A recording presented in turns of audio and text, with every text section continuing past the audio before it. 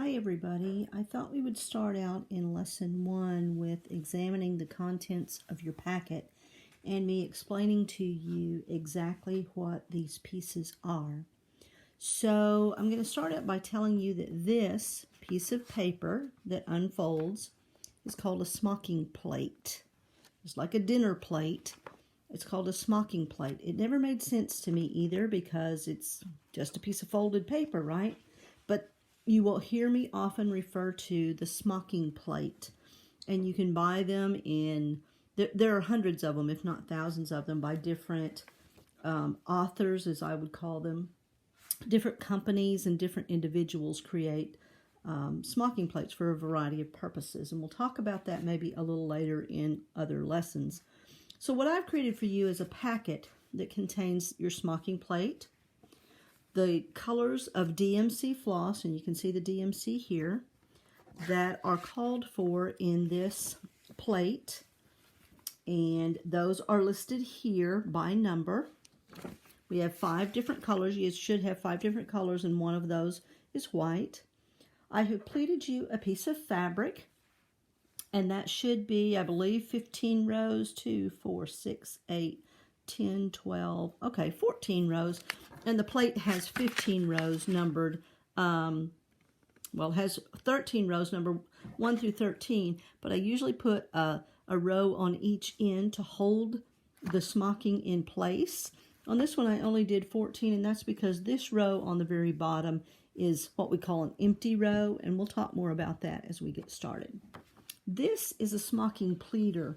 I'm not going to go into a lot of detail or tell you a lot about it, but this is a pleater. Threads come up through the bottom of these needles, and your fabric is rolled on a rod just like this one, slipped through here, and it comes forward as you turn the pleater, and that's what puts these threads or pleats in this material. So once that comes through, this is a 45-inch wide piece of material, so it is a standard size, and the width of it will always vary depending on the size of your smocking plate, the design of your picture. We're all going to be doing the same thing in that we're doing the same design on the same type of fabric, the same color threads, with the same type needles.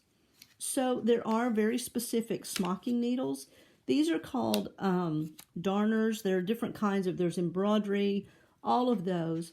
The higher the number, this says size 7, the higher the number, the shorter the needle.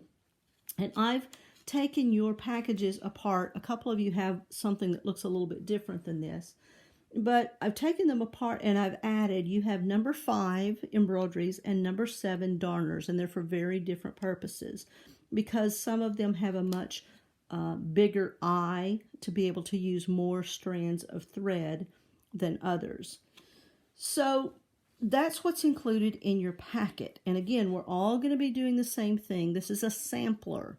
This will be your first ever piece of smocking, and there is a very specific purpose for why we're doing all of this, because there are a number of us doing this at a time. I want us to all be on the same page doing the same thing.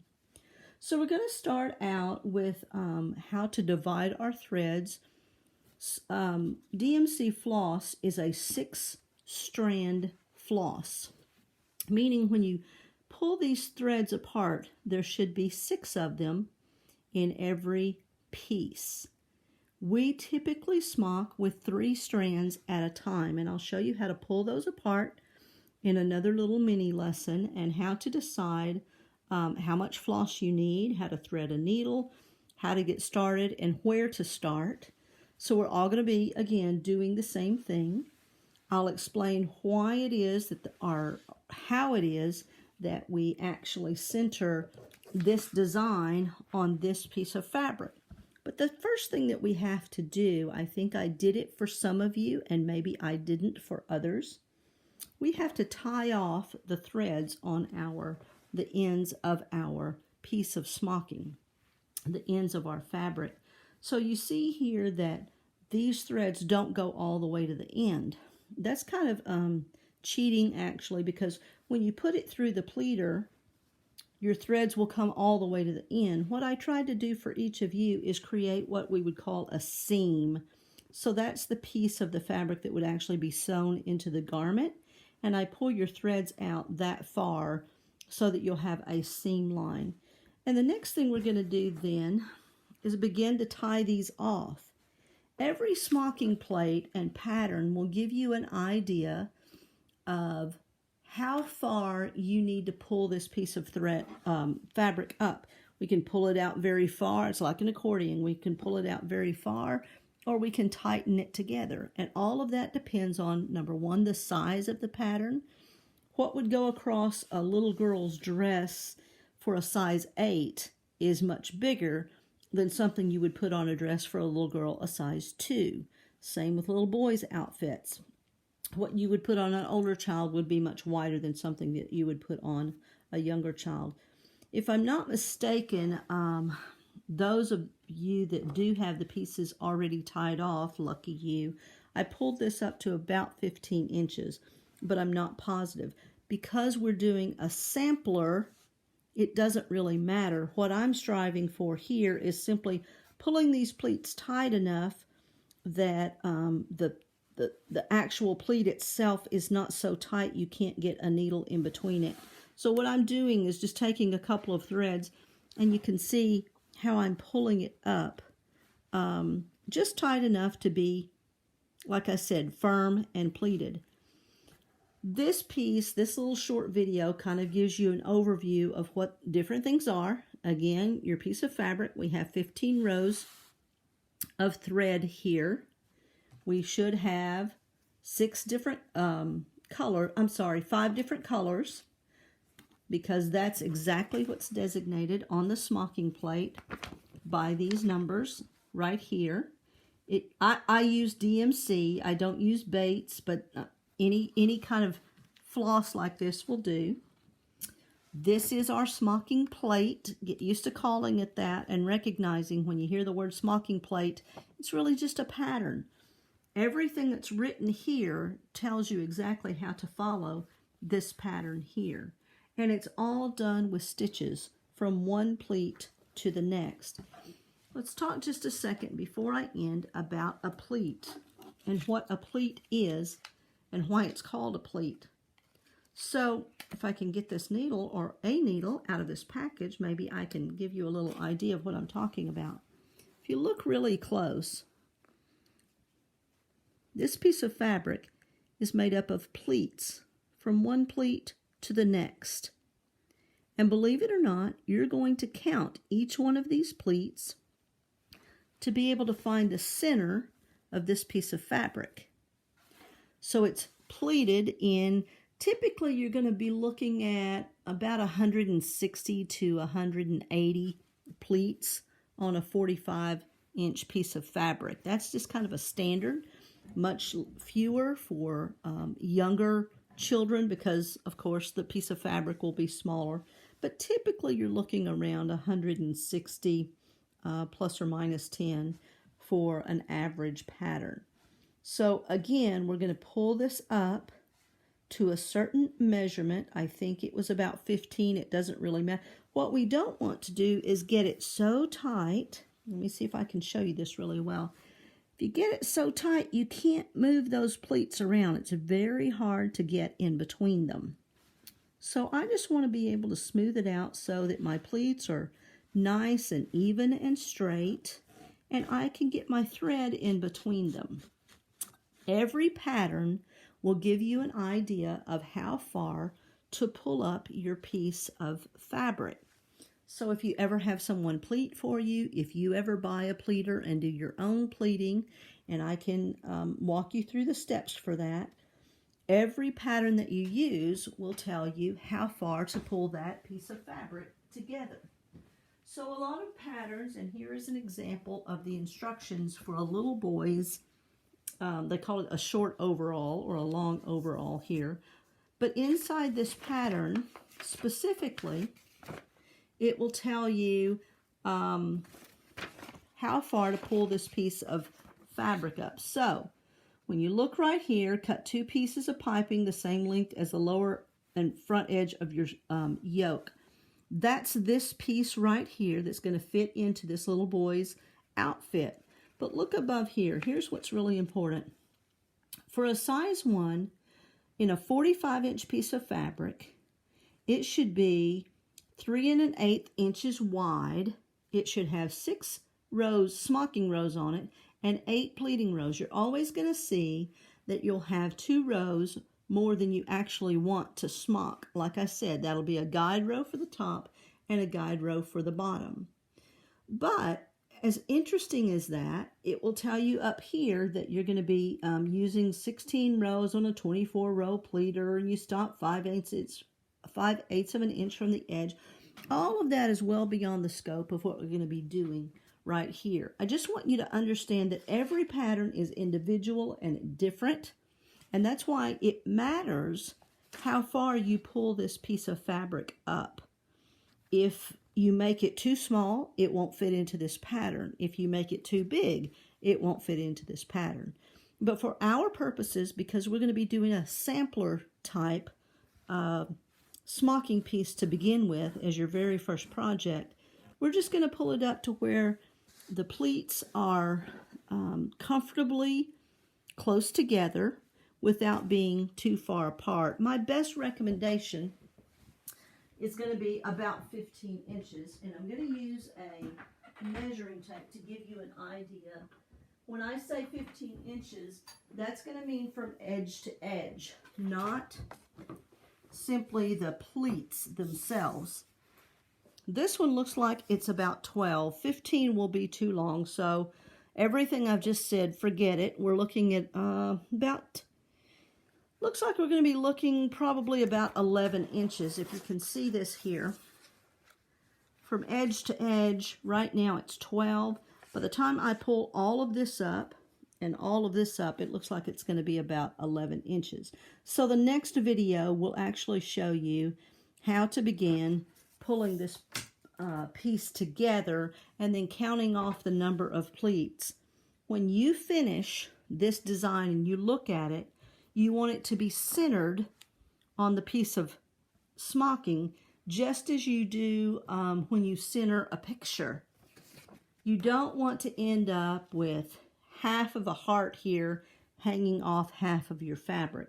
So there's a way to look at this line and know how to center it on this particular piece of fabric. For this particular piece right here, I'm going to begin to pull it up and tie it off, and literally all I do is pull 2 threads together and put tight knots in it that will hold it, but at the same time don't make them so tight that I can't get them out in the end. Depending on what you're putting this in, you want to pull the threads out after you cut the knots off at the end. Sometimes you may just sew over it first and pull it out after you sew it. All of that depends on the pattern that you're using. So you just need to take the time when you are pulling these together to make sure that it's even. And let me show you what I mean. So right here, you can see that I have 2 pieces, 4 threads, or two different sections pulled up tight, but this is still flouncing out. I always work from one end to the next end so that I can get it all even. So I'm just working 2 at a time. And one of the things you're going to say is, well, wait a second, what if we have an odd number of pleats? And sure enough, we will have an odd number of pleats many times, and this will be one of those cases. If that happens, you're just going to tie 3 together someplace. I typically do that on one end or the other. The key for me, and this is really just a personal preference more than anything else, is if I tie 3 together on this end, I want to do the same 3 together on the other end.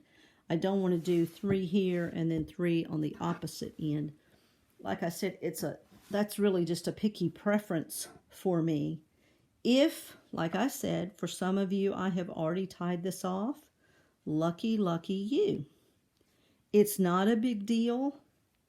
It's not ideally where I would start a student when I taught classes and I did teach classes in my home when I lived in Dallas, I pleat for a lot of people, and I would just go ahead and tie it off for them, because most people who want to smock don't want to learn the icky details that goes behind the smocking. They just want to do the pretty part. That's why there's big money to be made for people who sew, because a lot of folks like to do the smocking part, but they don't want to do any of the sewing. So you can see I'm on my very last two here because we have 14 rows. And you can see that I'm trying to pull this up tight enough so that it's all even. From start to finish, it looks even. What really makes the difference, actually, is when I start on the other end, because there's where my measurement has to be accurate and where my row has to be accurate as well. You can tell when you look at it this way, just eyeballing it, that's pretty smooth. That's pretty straight. So when I turn it around and start on the other end, I'll be doing the same thing, 2 threads at a time, simply tying them together. And here's where I would take my tape measure and lay it out and say, okay, I want to make sure that this is exactly 11 inches. I'll take something and lay it on my tape measure on one end, and I'll look at the other end. It looks to me like I'm going to be pulling this up, and this is edge to edge. It's not counting pleat to pleat. It's raw edge of the fabric to raw edge of the fabric. Looks like I'm going to be pulling this up close to 10. I have to be honest, it's been too long since I pleated all of these. Our starts and stops have been, in making the videos, have been a little bit challenging because of my teaching schedule. And then one person went on vacation, and then another person went on vacation, and I just thought it would be really better for all of us if we all start together at the same place at the same time. That doesn't mean, I will tell you that you could sit down and very easily smock this in a day. But in terms of the lesson to teach you how to smock, getting smooth stitches, accurate pleats, counting, all of those things, it's just more helpful if we can do it in a group, and then when someone has a question, we can address the question for everybody. So if you look at what I've started here, you can see just at the top, at the very beginning, this is looking straight from edge to edge. And when I measure it, I've got, for me right now, I've got about 10 3/8 inch. Don't worry about this measurement for this particular piece. If I tied yours up, it's at the length that it needed to be tied. If I haven't, get it somewhere in that vicinity of 10 to 10.5 inches, because that looks like it makes the pleats nice and smooth, maybe a little tight in some places. For me, I'm used to smocking a lot, so I can work in tight places. The biggest difference you're going to see when your pleats are really tight and when they're a little bit looser is that your stitches tend to be less smooth when it's really tight. Sounds funny, but that's the truth. One of the biggest pieces of information that you're going to need to take to heart is how to create a smooth stitch. People pull it too tight and they leave it too loose, and too loose, your threads look wobbly. The line never looks smooth. Too tight, and it separates the pleats so that they're going more like this. So there is a skill into learning how to make a smooth line so that it looks very, what do I want to say? It looks very professional, and it looks very tidy. And there's a fine line in there, and the more you do this, the more comfortable you're going to be in finding that fine line. So I'll finish tying this off, and then we'll start the next lesson with how to count the pleats, find the center of this particular pleated piece of fabric, the center of your smocking plate, and we'll begin lesson 1 with how to get started.